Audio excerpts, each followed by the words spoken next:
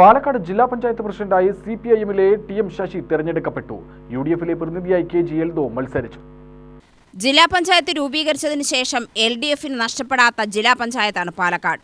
CPIM 15, CPI 2, Janata Dal S 2 ഉൾപ്പെടെ 19 സീറ്റാണ് LDF-ന് കഴിഞ്ഞ ഭരണസമിതിയിൽ. 3 അംഗങ്ങൾ മാത്രമുണ്ടായിരുന്ന UDF നിലവിൽ കോൺഗ്രസ് 8, ലീഗ് 4 ഉൾപ്പെടെ 12 അംഗങ്ങളുണ്ട്.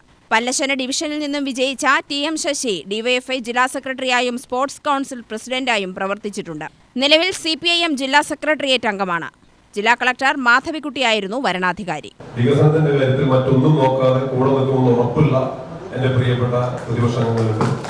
എന്നെ ഈ നിലയിൽ സംഘടനാ പ്രവർത്തന നിലയിൽ ഒരു ഭരണാധികാരി നിലയിൽ പൂർണ്ണമായി പിന്തുണ തരുന്ന സഹായിക്കുന്ന എന്നെ ഈ നിലയിൽ എത്തിച്ച എന്റെ പ്രിയപ്പെട്ട നേതാക്കൾ എന്റെ കൂടെയുണ്ട്. എല്ലാവരെയും കൂട്ടിയോജിപ്പിച്ചുകൊണ്ട് എല്ലാ മേഖലയിലും എത്തിച്ചുകൊണ്ട് ജില്ലയിലെ പ്രത്യേകത കൂടി പരിഗണിച്ചുകൊണ്ട് ഒരുപാട് പാരമ്പര്യവും പ്രത്യേകതകളുള്ള ജില്ലാ പഞ്ചായത്താണ്.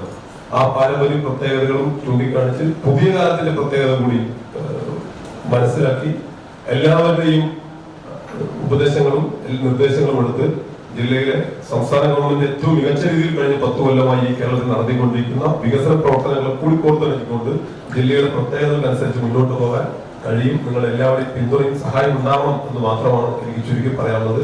ജില്ലാ പഞ്ചായത്ത് പ്രസിഡന്റായി തെരഞ്ഞെടുത്ത് നിങ്ങൾ എല്ലാവരെയും ഒരിക്കൽ കൂടി സന്തോഷം പങ്കുവയ്ക്കുന്നു. ഉപയോഗിക്കുകയും പ്രോത്സാഹിക്കുന്നു.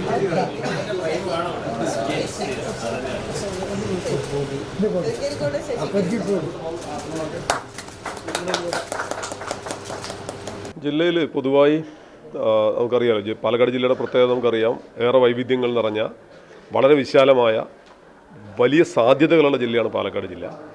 അതുകൊണ്ട് തന്നെ പാലക്കാട് ജില്ലയിലെ പുതിയ കാലത്തിനനുസരിച്ച് വികസനമെന്ന നിലയിലാണെങ്കിലും